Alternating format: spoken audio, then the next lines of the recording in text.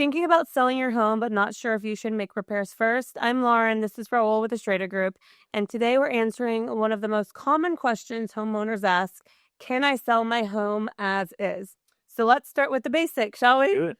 So when a seller is considering selling their home as is, what are some of the pros that come with that? Yeah, I think when people think about that, I think it's more like a convenience factor, right? I don't have to get in there. I don't have to do anything. No make ready. If there's a couple blemishes on the carpet, so be it. If there's wood rot, no big deal. They just don't want to deal with it. They don't want to deal with the headache. And sometimes there's been markets like 2021 when as is was easy because there were so many buyers out Right. there. So I think that's kind of the charm of it is you just don't have to do anything. It's pretty easy. And you're able to just put the house on the market and, we'll take whatever we get, but we don't want to put a penny into the house. Mm-hmm. And then what would you say some of the cons would be? Well, I think the con is in a buyer's market, if you go as is, I think you're really leaving a lot of money on the table because what ends up happening is people see as is and they say, what's wrong with the house? What am I going to have to put into it? What do I have to repair? And I think that the cons are actually would outshine the pros on this one because when you're looking at it, it's like, well, hey, you could do a little easy fix here and get more money, right? But then you got to also realize that some FHA and VA loan programs have mandatory repairs. So if you're not going to do it, then you've already disqualified almost 60% of our market. Wow, yeah. So you don't want to get into that boat because I think a lot of our, and depending on price point too, right? A lot of our market is depending on VA. I mean, 40% of our business is VA. So I would say that that's a huge ticket mover when you're trying to sell your house because if you do go outside of that box, it could actually work against you. So then how does financing work for a home that needs repair? Yeah, so it depends on the loan program, but like for FHA and VA, there's a couple things that are mandatory, right? It has to be in livable conditions, right? So there has to be an oven, there has to be a stove, all that kind of good stuff. There can't be any kind of wood rot or any kind of wood that's not painted or sealed, which means that it could be conducive to wood destroying insects or a WDI report. So carpenter ants, termites, things like that. So those are mandatory. So even if they say we're not going to do anything to it, when the appraiser goes out there and they spot those items, they're going to say, we'll do the loan as long as you fix these items here. So when we go on the listing, we go ahead and point all those items out because they're going to be more than likely on there. Also, any kind of wood, like trees or branches touching the surface, they're going to make us cut it back. So I always say we need a 3-foot halo around the house, cut everything, trim everything up, make sure that if there's any kind of unpainted surfaces, any kind of wood rot. Normally, we're going to see the wood rot at your posts in the patio, those little 4x4 posts. You're going to see it around there at the feed. You're going to see it around windows, doors, things like that. And those are just some of the common items that need to be done for those kind of financing programs.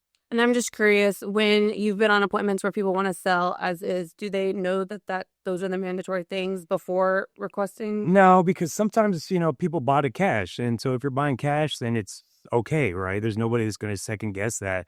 Even conventional, you could get into it without those extra items. There's also FHA 203K loans that you get to where you're actually doing a rehab after you buy it. But 9 times out of 10, those loan programs like FHA and VA are going to need to be done. So I point them out because my job as a listing specialist is to get the seller ahead of the inspection report.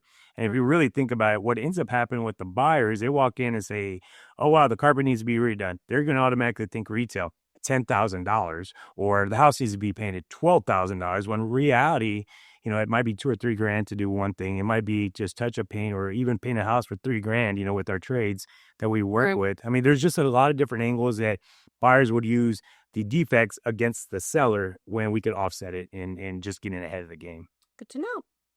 So who is the typical buyer for a home that needs repairs? Yeah, so if we know if there's repairs that won't qualify for FHA and VA loan programs or the government loans, as we call them, you're probably looking at investor-friendly cash deals or hard money flips that people are going to get and try to invest and get into it. And typically what ends up happening in that size, like let's just say that your house needs a lot of repair and someone that's going to go in and do a lot of work on it, they're going to do the 75% loan to value kind of experiment, right? Which means if your house is worth 200 grand or the after repair value is worth 200 grand, that means that they got to buy and fix the house for no more than 150 grand, which means they got to acquire the house for even less, which means your, as is buyers already dropping your price almost 60 to 70 grand on what they can do. If not, they can't buy it. Right. Or you got to go with cash. But either way, anyone that's going to put cash or get a loan for that to flip the house, they're going to look for a deal. Right. So, I mean, it's going to be as is, specials, things that people are looking to turn a profit. Oh, yep. How does pricing factor into selling a home as is? Yeah, so it depends on the repairs, right? Because if it's something minor, no big deal. But if it's something that, wood rot and, a little bit of stuff like that, that's not major stuff, right? But like if it's in distress, the tiles are broken, the showers need to be gutted, a lot of things have to happen in the house that would just really move the needle.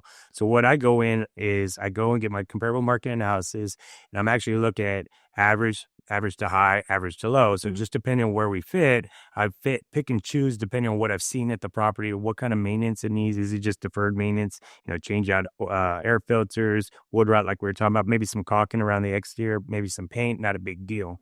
But if it's more defined or it's more intense, or we need to replace stuff, we have to replace showers, we have to replace all these other things, that's when it starts to take the tier backwards, right? And what we'll do is say, hey, in order to fix all this stuff, you're probably looking at 30 or 40 grand, and it won't qualify. So if it doesn't qualify, then you're in this bucket down here. But if you fix X, Y, Z, then we could get back up to that higher tier or above average point. So it just really depends on what the house looks like. Sometimes it's been a renter's house for a while and people haven't gone back because they've been paying on time and everything looks great. But then when you go back to look at your property, you're like, whoa, it's a cosmetic nightmare. And in that case, it's like, well, does it cost me 15 grand? And then I get it fixed up when we sell it for what it's supposed to be worth, the actual market value? Or do we just reduce it, discount it, and let somebody else take over because we don't want to have anything to do with it? But that's where having a knowledgeable agent comes in, because then you're able to kind of tell what the market will yield, whether you don't want to do anything or whether you want to put a little TLC into it, put a little money into it to try to get top fair market value. So what exactly does the seller have to disclose when selling as is? Yeah, anything that they know that's wrong with the property, right? I always say that it's like our get out of jail free card, right? So if you know that there's leaking pipes, you got to disclose it. If you've filed a claim, you got to disclose it. If you've had a report or inspection in the last 4 years, you got to disclose it, right? So any kind of known foundation issues, any kind of roof systems that aren't performing right. I always joke around and say, if you have any kind of leaks and your neighbor comes over every summer because it leaks every summer, they got to redo the drywall. Well, I guarantee you when you leave that house and the new homeowner's in there, there's a repair guy in the truck in the driveway. They're going to say, well, what's going on? The neighbor's going to come over and be like, oh yeah, fix that thing every summer with them. It was a known issue that got called out, and now there's a big lawsuit, right? So we want to avoid all that at all costs by just basically saying, whatever you know about the house, just describe it. Whether it's settling, whether it's window cracks, whatever it is, that's your get out of jail free card, and it allows the buyer to know what they're walking into, so that there's no real big surprises later on down the line. Yep, very important. And so how can a real estate agent help? Well, exactly that, right? They go in, and if they're really, really good, they'll tell you how to get ahead of the curve. And that's, I think, what separates us from everybody else is we've done it. I mean, we sell 500 homes a year, and in doing that, we get a little repetition, and we're able to see kind of what it's going to end up being, right? Some people say, I want to sell my house as is, but then they have unrealistic expectations. The expectations need to be clear, saying, hey, if you don't do anything, you're probably going to be priced right here. But if you do X, Y, and Z, we might get you up to here, which might give you that profit gap that you're looking for. But is it going to be 20 grand or is it going to be 3 grand, right? We just got to look at all that and kind of take it into play. But I think at the end of the day, just pricing it with an experienced agent helps, because then you know what the market's doing, you know what the market's yielding, and then what the seller wants, right? Do I want to be out of this house in 3 months? I don't care what it takes, or I'm willing to let it ride until I get what I want. And just having those, realistic expectations so that they know exactly what to expect. Yeah, that's great. If you're thinking of selling your home as is or want to know your options, please reach out. We'd love to help. Thank you so much. Y'all have a blessed day, and we'll talk to you soon.